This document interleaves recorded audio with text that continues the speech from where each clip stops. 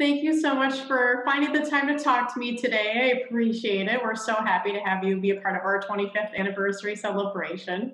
Exciting. What a milestone.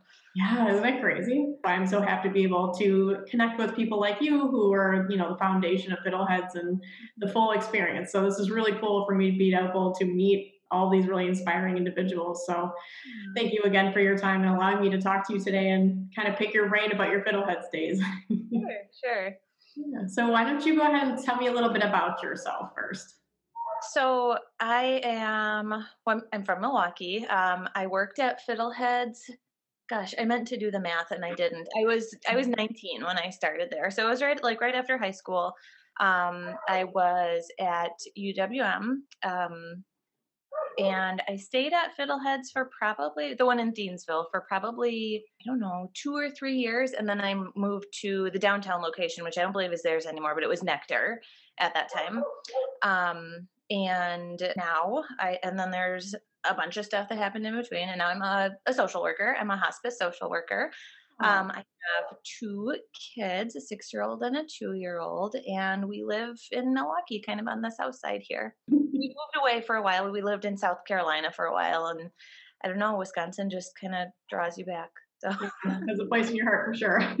yeah, exactly. It's hard to leave, and it was, I don't know, there's something about it. Yeah.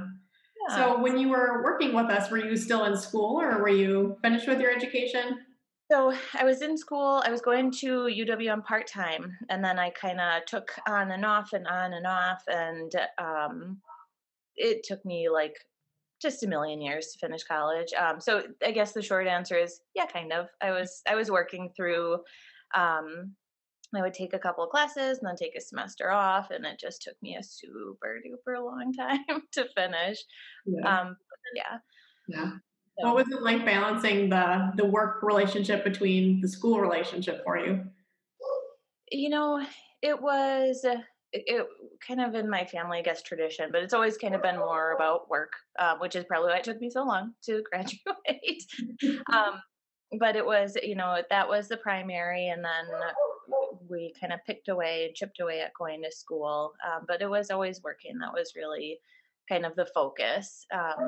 And I think that, as I was kind of thinking about my experience there and what did I learn, it was like I really feel pretty strongly that working at Fiddleheads kind of gave me the work ethic that I have right now, that I still have, but that I had kind of all throughout, the rest of my adult life up until this point. But that was really the first job that I had that I was held accountable. I was entrusted with a lot of really important things. I mean, and it's got to be an awesome place to convince a like 18 or 19-year-old that it's worth getting up at 5 a.m.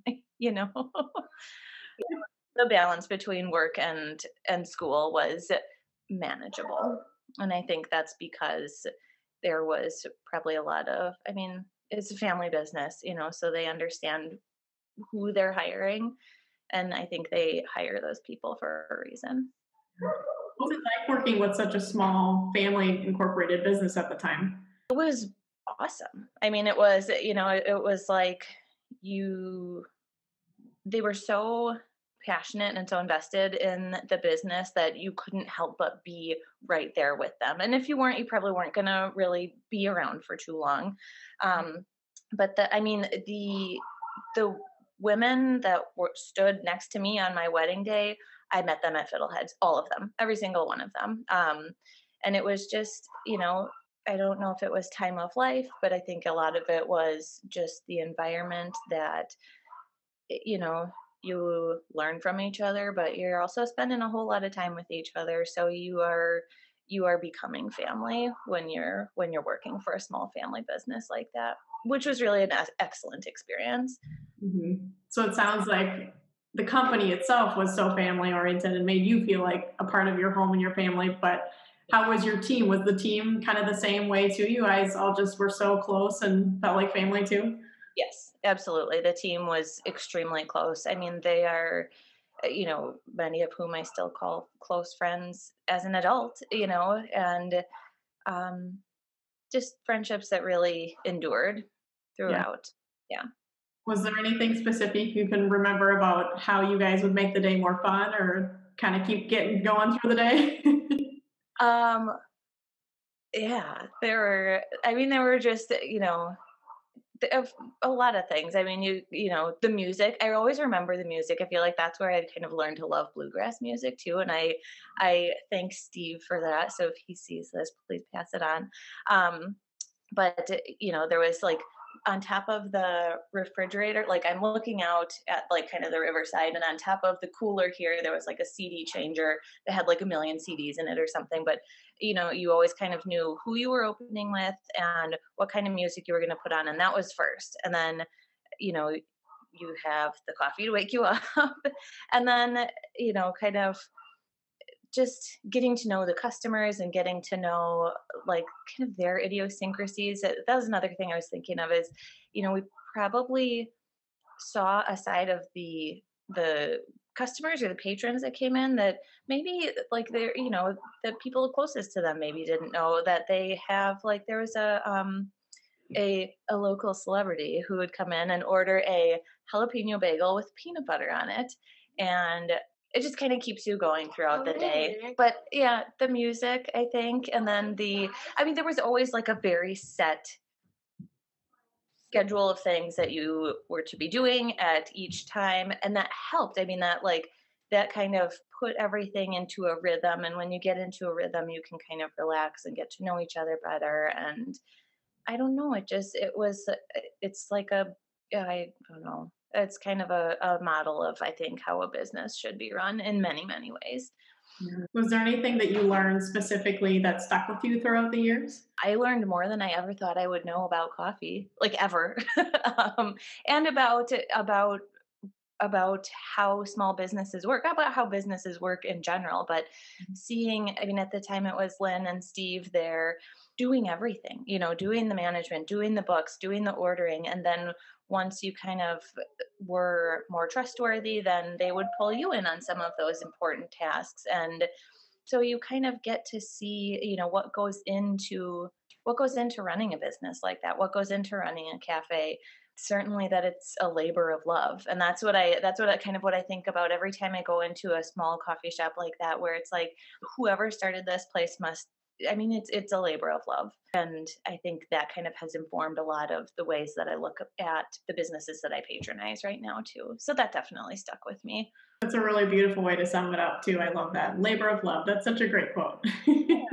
So at the time, I know you were saying you can remember specifically around the year, but do you remember a general time frame of the year that it was maybe when you were there? It was probably so it was probably 2003, I would say 2002, 2003 to 2008 that I was with the company. And I can't remember when I switched from Fiddleheads to the downtown location, but it was that time frame. It was that span of time. Yeah, absolutely. And who was it all in management at the time? Was it Ray, Lorene, and Lynn and Steve? It was Lynn and Steve running the location that I was at, and Mike was at the Cedarburg location, and then downtown. I don't exactly remember where that was, but then he was my manager. He was the owner when I was at the downtown location. And then Ray and Lorene were around all the time. And I always remember her. I hope she still stomps when she comes in. Because that was like when we were texting, I was texting with some of the other girls that you had reached out to. And we were like, well, what are our memories? And that was one thing that everybody mentioned was her stomping when she came in. So we didn't have to rush and get up. And we knew it was just Lorene. And so you don't have to jump. Don't stop what you're doing. It's just me. That's so sweet. She probably didn't even have to say anything either. You guys just knew at that point. Exactly. So, but yeah, it was always Lynn and Steve. It was always them. They were such a like perfect compliments to each other. I feel from what we saw, and everybody's got their own private relationships, but like he's so silly, and she was like the mom and the person that seemed to keep everybody pretty much in line. And then he was like the fun dad, that that was just always joking and just saying the most off the wall stuff and just goofy and silly. And it was just such a nice balance between the two of them to where it was, you never ever got the sense that you were anything other than a valued member of the team. And I think that was in large part because of the way that they work together. And it's got to be hard. I mean, I'm married now for almost 10 years. I would never work with my husband, but I mean, they did. They had their rhythm, and it was really beautiful. It was really wonderful. Must have been really cool to see from the very beginning. That's where it all started and how everything's evolved now. Is there anything as far as the physical appearance of the cafe goes that you either miss or you remember really clearly?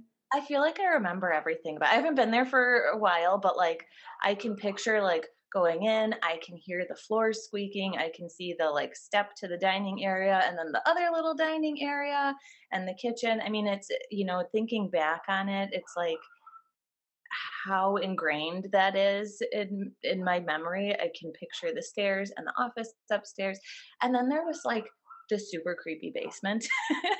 Like I do remember one time walking down with like one of those big like rectangle buckets of soup, and it was African peanut stew, which was phenomenal. And I spilled it, I dropped it like all over the steps and all over everything. And I don't remember. I feel like that was like a trauma. I don't remember what happened after that, but I remember dropping the soup. The layout of it, the building, the river, the picnic tables, the parking lot. I can see it all. I remember the smells, the aroma of the coffee and like the squeaking of the floors or the like, settling the old building. It has a very special place in my heart. And what did you do? What was the path that you took right after you left Fiddleheads? After I left Fiddleheads, I finished, I had went to MATC and I got my associate's degree. Right after that, I went and did a year with AmeriCorps, which is when we moved to South Carolina. So I worked in a homeless shelter down there for a year. And then I continued working in homeless services there for a couple of years while my husband finished grad school. And then we got married down there. We moved back. I finished my bachelor's degree so that was 2014. Graduated college, had a baby, took a year off, and then I went back to grad school right away. And I finished grad school, and then I worked in a hospital for a couple of years. I had my second baby, which was now 2 years ago. And now, since the pandemic started, I switched from hospital social work to hospice social work. So I'm working nights at Zilber Residential Hospice. Okay. Here we are. Yeah, here you are. Yeah. A long, winding road. What's your favorite part of what you do now? I would say working with the families. I mean, it's,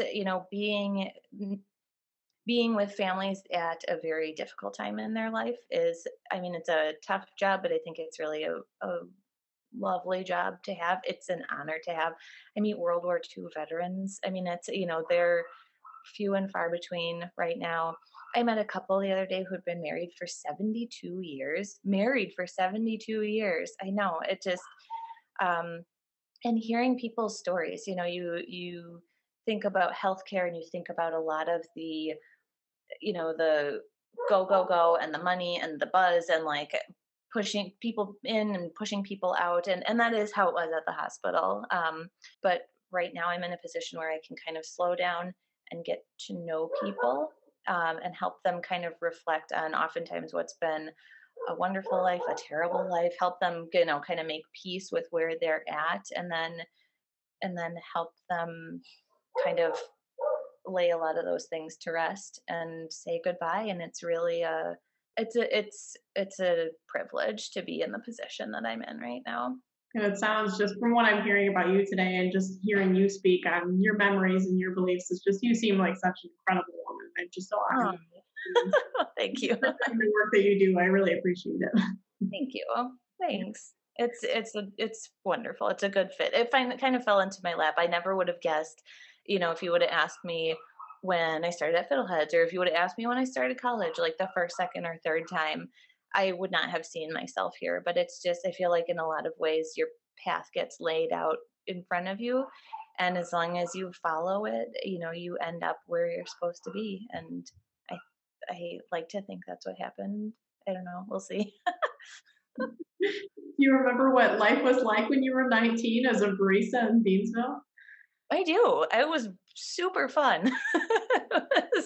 I mean, it was a lot of that, like I said, that a lot of that responsibility. And that's a big responsibility to, that was another thing that I was kind of reflecting on as I was thinking about what we would talk about today is, somebody has created this business, they are passionate about this business, and then they give you the key to this business, and they trust you, and they trust you to be the face of it, and they trust you to be, they trust you to work the equipment properly and to do them justice, when they're not there. But that never felt scary because of the management there. So to be 18 or 19 and to be working there and to be surrounded by people who very quickly became my best friends it was a ton of fun. I mean, it was a lot of fun. What was your favorite thing to make and serve? Was it any coffee drinks or was it the food? Okay, so yes, definitely was the food. I still have many of the recipes in my rotation. Like my child will eat a dancing bear sandwich often for breakfast or lunch. They will ask for that often.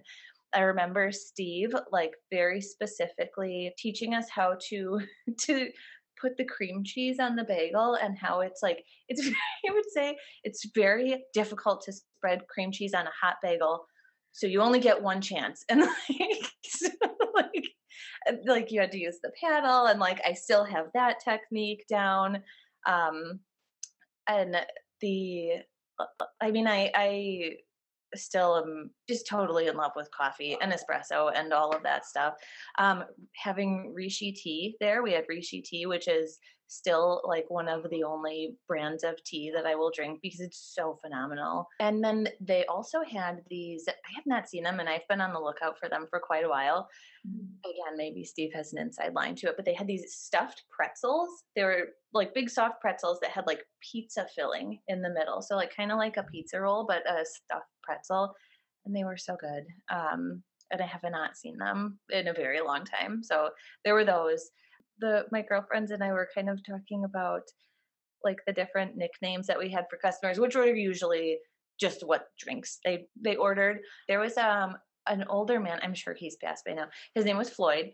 And he was, I mean, he had to have been like in his 90s when he was coming in, would be my guess. But he would ride his bike every single day. And he would come in, he would order whatever he would order, and he would sit and, kind of chat. And you would kind of always know when he was coming. He had a bell on his bike. And there was this guy we called Tall Paul with a blast because he would order like, I assume that it was like the blast was an extra shot of espresso. And he was tall. So that was him. But no, everybody was always just so pleasant. And I think it was just a pleasant place to be. Yeah. And I'm sure you had those regulars that you saw every day. Oh, yeah. Oh, Yeah. yeah. Was that I tall, Paul, and Floyd? yeah.